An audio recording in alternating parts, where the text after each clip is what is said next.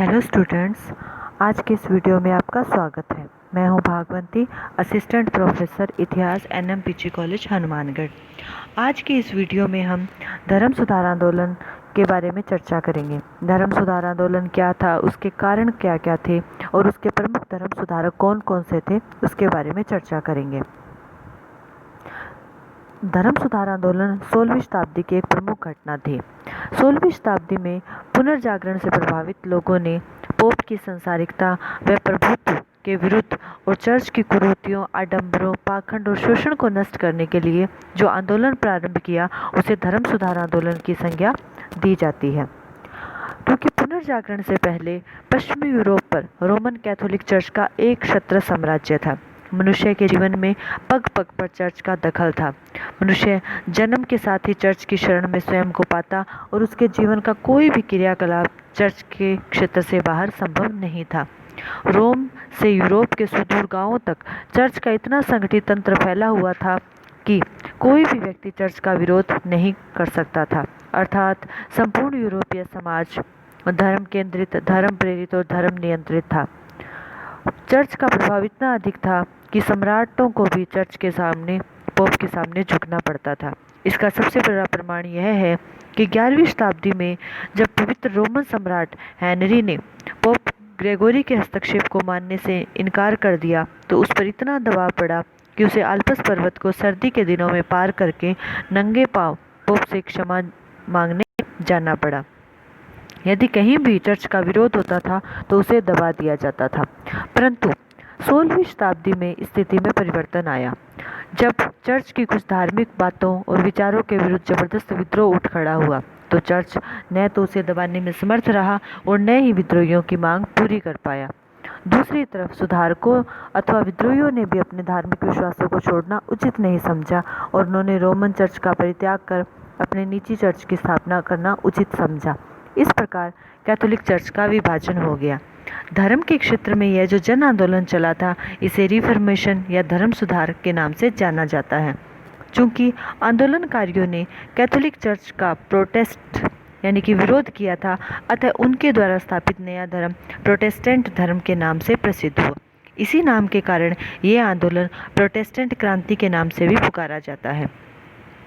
इस आंदोलन का प्रारंभिक ध्येय कैथोलिक चर्च में जो भ्रष्टाचार था, जो बुराइयां थी, उसे दूर करके धर्म में सुधार करना था। परंतु बाद में इसका यह जो प्रारंभिक ध्येय था, यह बदल गया और सुधार के स्थान पर एक नए धर्म की स्थापना हुई और यूरोप के इतिहास में यह घटना धर्म सुधार आंदोलन के नाम से प्रसिद्ध हुई। इतिहासकार हेज ने धर्म सुधार आंदोलन का अर्थ बताते हुए लिखा है कि कैथोलिक चर्च में सुधार के प्रयास के परिणाम स्वरूप जो धार्मिक आंदोलन हुआ एवं जो नए धार्मिक संप्रदाय बने, उन्हें समष्टिगत रूप से धर्म सुधार आंदोलन कहा जा सकता है। वार्नर एवं मार्टिन के मतानुसार धर्म सुधार पोप पद की सांसारिकता एवं भ्रष्टाचार के विरुद्ध एक नैतिक विद्रोह था। चलिए चर्चा करते हैं धर्म सुधार आंदोलन के प्रमुख उद्देश्यों की। इसका सबसे पहला उद्देश्य था ईसाई लोगों के नैतिक एवं आध्यात्मिक जीवन को उन्नत करना। साथ ही रोम के पोप के पास जो व्यापक अधिकार थे, उनको नष्ट करना भी इसका एक अन्य उद्देश्य था। इस समय जो रोम का जो चर्च था, उसमें बहुत सी बुराइयां, भ्रष्टाचार आदि ने अपनी जगह बना ली थी। बहुत से आडंबर चर्च में व्याप्त हो चुके थे। अतः इन सब बुराइयों, भ्रष्टाचार और आडंबरों को दूर करना इस आंदोलन का प्रमुख उद्देश्य था, जिससे जनता के सामने जो धर्म का जो वास्तविक स्वरूप था, जो इस समय कहीं खो चुका था, वो वापस जनता के सामने आ सके। संक्षेप में अगर हम देखें तो धर्म सुधार आंदोलन प्रत्यक्ष रूप से तो ईसाई लोगों के नैतिक एवं आध्यात्मिक जीवन को पुनः ऊंचा ठाना जाता था, परंतु परोक्ष रूप से पोप के व्यापक अधिकारों के विरुद्ध हुए विद्रोह की दृष्टि से यह एक राजनीतिक आंदोलन था। अतः धार्मिक आंदोलन केवल धार्मिक नहीं था, इसमें सामाजिक, राजनीतिक, आर्थिक एवं बौद्धिक पक्ष भी सम्मिलित थे। चलिए अब चर्चा करते हैं धर्म सुधार आंदोलन के कारणों की। सबसे पहले हम बात करते हैं राजनीतिक कारण की। धर्म सुधार आंदोलन का एक प्रमुख कारण पोप का राजनीतिक प्रभाव था।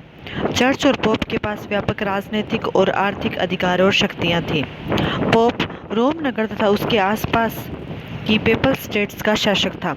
यूरोप के राजाओं का राज्याभिषेक भी पोप अथवा उसके प्रतिनिधि के द्वारा अथवा पोप की स्वीकृति से किया जाता था। पोप को राज्य के घरेलू अथवा विदेशिक मामलों में हस्तक्षेप करने का भी अधिकार था। पोप अपने आदेश द्वारा किसी कैथोलिक शासक को धर्म से बहिष्कृत कर सकता था और उस शासक की प्रजा को उसके विरुद्ध विद्रोह करने का आदेश दे सकता था। पोप को यूरोपीय राज्यों से कर वसूल करने का भी अधिकार था। इस प्रकार पोप के पास असीमित राजनीतिक अधिकार थे। दूसरी तरफ 16वीं शताब्दी में यूरोप में राष्ट्रीय राज्यों और निरंकुश राजतंत्रों का उत्थान हो चुका था और इन राजाओं की शक्ति काफ़ी सबल हो चुकी थी।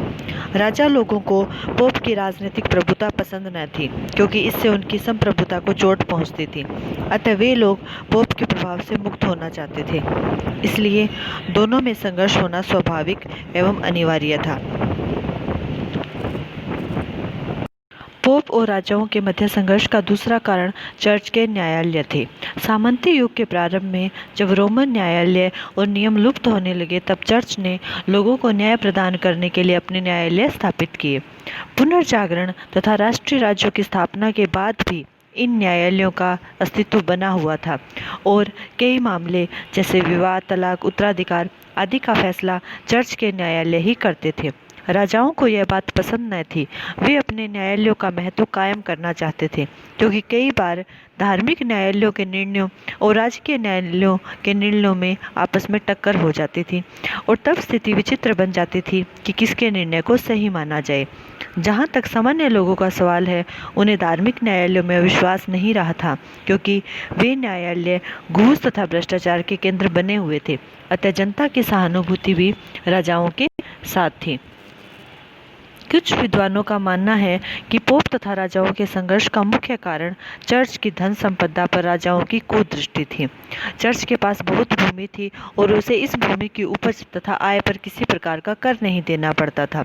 इसके अतिरिक्त चर्च नागरिकों से धार्मिक कर भी वसूल करता था। कुल मिलाकर चर्च काफ़ी समृद्ध था और उसके पदाधिकारी भोग विलास तथा ऐश्वर्य का जीवन व्यतीत करते थे। दूसरी तरफ राजाओं को प्रशासन व्यवस्था का खर्च चलाने तथा सैनिक शक्ति को सबल बनाने के लिए धन की आवश्यकता थी। अतः वे लोग चर्च की भूमि तथा आय पर कर लगाना चाहते थे। इस प्रकार दोनों में संघर्ष अनिवार्य था।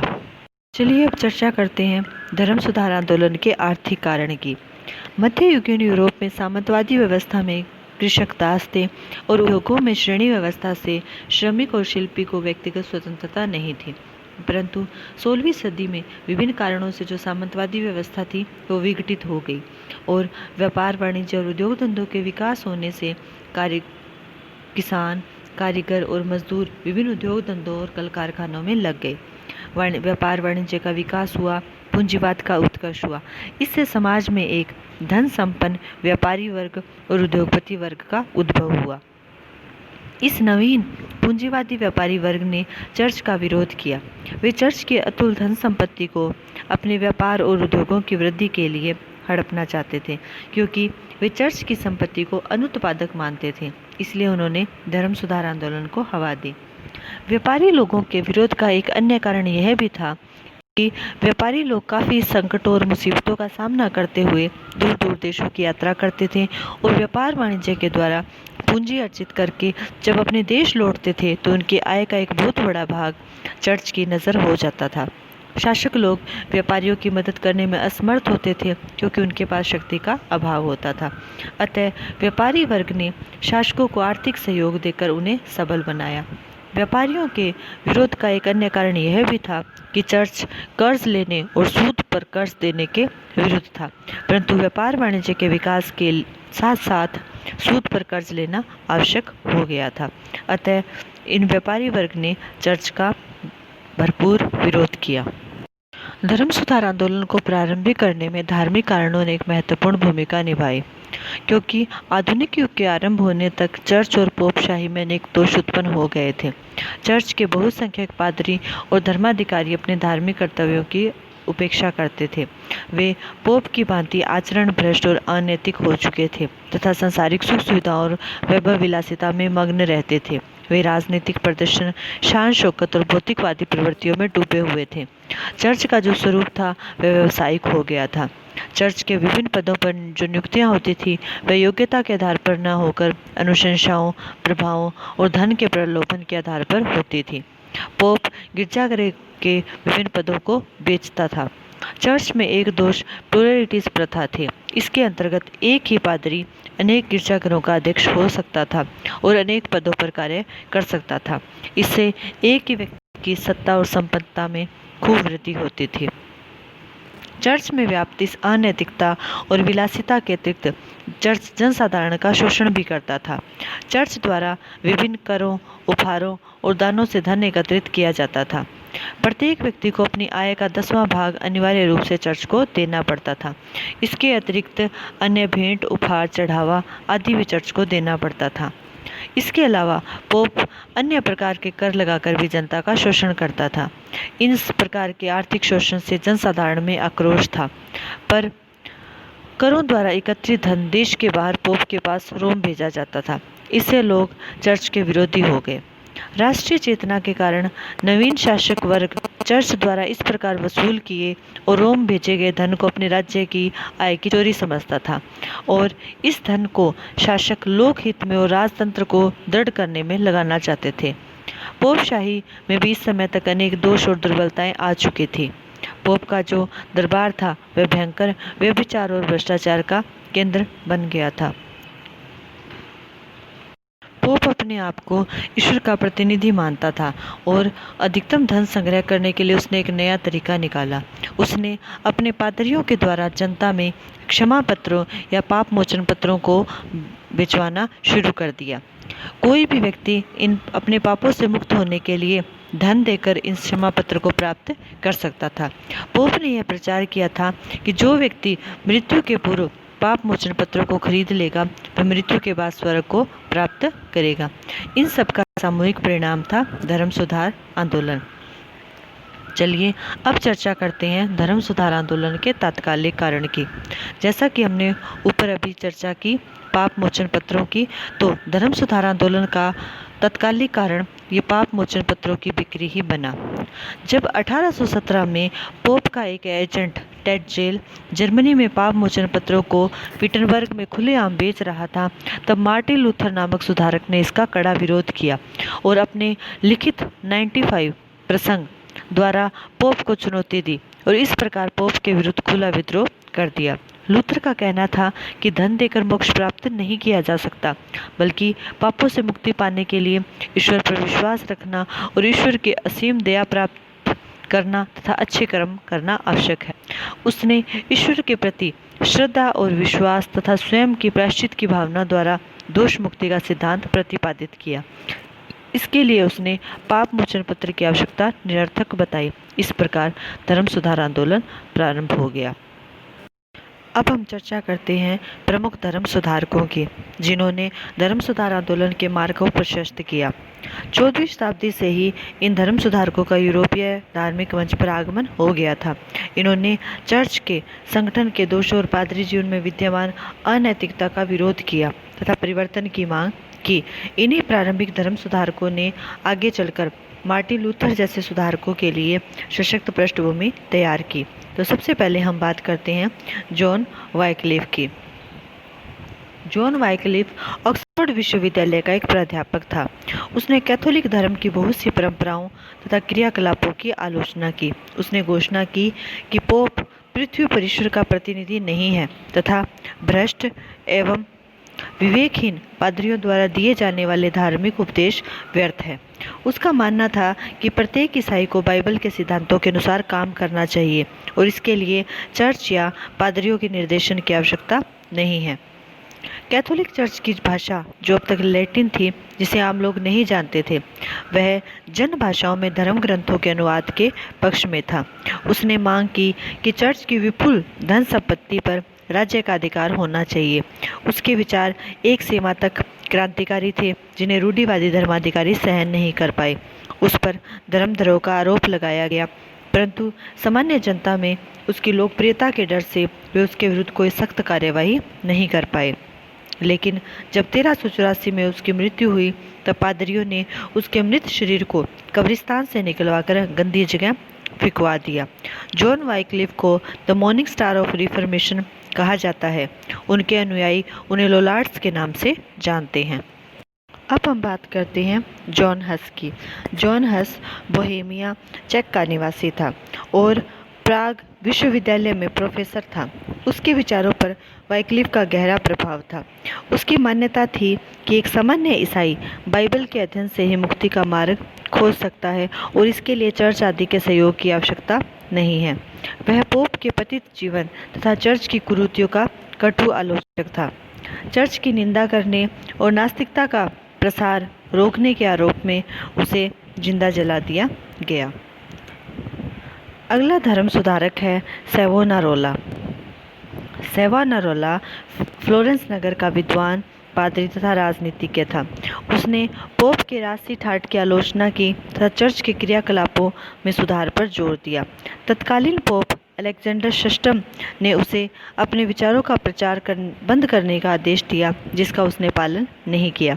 इस पर चर्च ने उसे चर्च की महान परिषद के सम्मुख स्पष्टीकरण के लिए बुलाया और चर्च की निंदा करने के आरोप में जिंदा जला दिया गया और बाद में उसके शव की राख ले जाकर नदी में फेंक दी।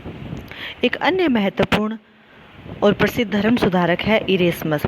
इरेस्मस हॉलैंड का निवासी था। इरेस्मस अपने विचारों की गहनता तथा सुंदर लेखन शैली के कारण शीघ्र यूरोप का विख्यात विद्वान बन गया। 1511 ईस्वी में उसने अपनी प्रसिद्ध पुस्तक द प्रेज ऑफ फॉली यानी कि मूर्खता की प्रशंसा लिखी। इस पुस्तक के द्वारा उसने लोगों का ध्यान सहज ही चर्च की बुराइयों की ओर खींचा। इसमें भिक्षुओं की अज्ञानता तथा उसके सहज विश्वास की आलोचना की गई। प्रहसनों एवं उपहासों के माध्यम से पोप की कहीं अधिक खिल्ली उड़ाई गई।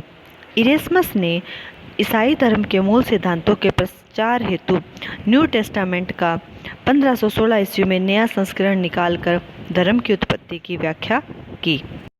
चलिए अब चर्चा करते हैं धर्म सुधार आंदोलन के प्रमुख सुधारक मार्टिन लूथर की। लूथर का जन्म 10 नवंबर 1483 को जर्मनी के एक निर्धन परिवार में हुआ। लूथर प्रारंभ में पोप का विरोधी नहीं था, परंतु 1517 में टैटजेल को सेंट पीटर गिरजाघर के निर्माण हेतु क्षमा पत्र बेचकर धन इकट्ठा करने की पोप की आज्ञा ने लूथर को चर्च का विरोधी बना दिया। इसके विरोध में विटनबर्ग के केसल गिरजाघर के प्रवेश द्वार पर 31 अक्टूबर 1517 को अपना विरोध पत्र द 95 थीसिस लटका दिया।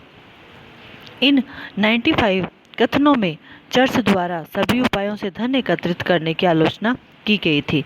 इनका पहले लैटिन भाषा में, बाद में जर्मन भाषा में अनुवाद हुआ। जॉन हस के विचारों को अपनाने को कहा। मार्टिन लूथर ने अपनी 3 लघु पुस्तिकाएं पैम्फलेट प्रकाशित किए। इन पुस्तिकाओं में उन मूलभूत सिद्धांतों का प्रतिपादन किया जिन्हें आगे चलकर प्रोटेस्टेंटवाद के नाम से जाना गया। An address to nobility of the German nation, German राष्ट्र के सामंतवाद वर्ग के प्रति एक अपील में उसने चर्च की अपार संपत्ति का वर्णन करते हुए जर्मन शासकों को विदेशी प्रभाव से मुक्त होने के लिए प्रेरित किया। उसकी अगली रचना थी the Babylonian captivity of the church में उसने पोप और उसकी व्यवस्था पर प्रहार किया। अपनी अगली रचना में the freedom of Christian man, एक ईसाई मनुष्य की मुक्ति में उसने मुक्ति के सिद्धांतों का प्रतिपादन किया और ईश्वर की अनुकंपा पर अटूट विश्वास की प्रतिष्ठा की। इन्हीं लघु पुस्तिकाओं में प्रतिपादित सिद्धांत आगे चलकर प्रोटेस्टेंटवाद के आधारभूत तत्व बने। 1520 में लूथर को धर्म से निष्कासित कर दिया। इस अवधि में उसका मित्र सैक्सनी का शासक उसका संरक्षक रहा। जर्मनी के अनेक शासक चर्च विरोधी थे, अतः लूथर को धर्म से बहिष्कृत किया गया तो उसे कोई क्षति नहीं हुई। रोम के पवित्र साम्राज्य का अध्यक्ष चार्ल्स पंचम यदि पोप का समर्थक था, यद्यपि परंतु वह युद्धों में इतना उलझा हुआ था कि बढ़ते हुए धार्मिक असंतोष को कुचलने में असमर्थ रहा। दूसरी ओर मार्टिन लूथर ने अपने आंदोलन को सफल बनाने के लिए अथक प्रयास किया। उसने भाषणों, लेखों एवं पत्रिकाओं के द्वारा समाज के सभी वर्गों में जागृति उत्पन्न की। इस जागरण में शहरी मध्यम वर्ग के विभिन्न समूह तथा दस्तकारों की भूमिका सबसे प्रमुख थी। 1521 में जर्मन राज्य की वर्म्स में आयोजित सभा ने उसे अपने विचार वापस लेने को कहा। उसने कहा कि यदि वह ऐसा कर सकता है यदि उसकी बातें तर्क और प्रमाण के द्वारा काट दी जाए। इस सभा में उसकी रचनाओं को गैर कानूनी घोषित कर दिया तथा उसे कानूनी रक्षा से वंचित कर दिया। मार्टिन लूथर ने बाइबल भाषा का जर्मनी भाषा में अनुवाद किया। लूथर के विचार एवं उनका प्रसार उसने ईसा और बाइबल की सत्ता स्वीकारने तथा पोप और चर्च की दिव्यता एवं निरंकुशता को नकारने की बात कही। चर्च द्वारा निर्धारित कर्मों के स्थान पर उसने ईश्वर में आस्था को मुक्ति का साधन बताया। मार्टिन लूथर ने 7 संस्कारों में, जो कि ईसाई धर्म के जो 7 संस्कार थे, उसमें से केवल 3 संस्कार जैसे नामकरण, प्रायश्चित और पवित्र प्रसाद यानी कि रोटी को ही सही माना। चर्च के चमत्कार में अविश्वास व्यक्त किया। उसने माना कि किसी भी व्यक्ति को न्याय से ऊपर नहीं होना चाहिए। रोम के चर्च के प्रभुत्व का अंत करके राष्ट्रीय चर्च की शक्ति को सबल बनाया जाना चाहिए।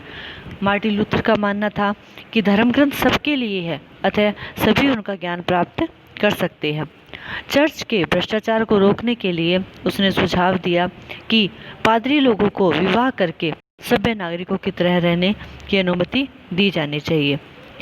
उसका मानना था कि मुक्ति केवल ईश्वर की असीम दया, ईश्वर की श्रद्धा और भक्ति के द्वारा प्राप्त हो सकती है, धर्माधिकारियों की कृपा से नहीं। इस प्रकार लूथर ने चर्च और पोप के विरुद्ध प्रबल प्रचार जारी रखा, जिससे उसके अनुयायियों की संख्या तेजी से बढ़ी। सदाचारी ईसाइयों, विदेशी प्रभुत्व से मुक्ति चाहने वाले जर्मन देशभक्तों और जर्मन शासकों तथा व्यापारी वर्ग ने मार्टिन लूथर को प्रबल समर्थन दिया। शीघ्र ही लूथर के समर्थकों ने कैथोलिक चर्च के विरुद्ध विद्रोह कर दिया और चर्च की जागीरें छीन ली, उनके मठों को ध्वस्त कर दिया। पवित्र रोमन सम्राट ने लूथरवादियों का दमन करने का प्रयास किया। परिणाम स्वरूप 1540 से लेकर 1555 तक जर्मनी में गृह युद्ध छिड़ गया, जो ऑक्सबर्ग की संधि से समाप्त हुआ। संधि में लूथरवाद को मान्यता प्रदान की गई। इस प्रकार लूथर ने यूरोप में धर्म सुधार आंदोलन का सूत्रपात कर पूरे यूरोप में जागृति ला दी। उसके दिखाए मार्ग पर चलते हुए डेनमार्क, स्वीडन, नॉर्वे, हॉलैंड आदि देशों में भी प्रोटेस्टेंट आंदोलन प्रारंभ हुए और इन प्रोटेस्टेंटों की बढ़ती लोकप्रियता से भयभीत होकर कैथोलिक चर्च को भी अपने दोषों का निवारण करना पड़ा, जिसे प्रतिधर्म सुधार आंदोलन के नाम से जाना जाता है। उम्मीद करती हूँ विद्यार्थियों कि आज का ये वीडियो आपकी इस विषय को समझने में, इस टॉपिक को समझने में काफ़ी मदद करेगा। धन्यवाद।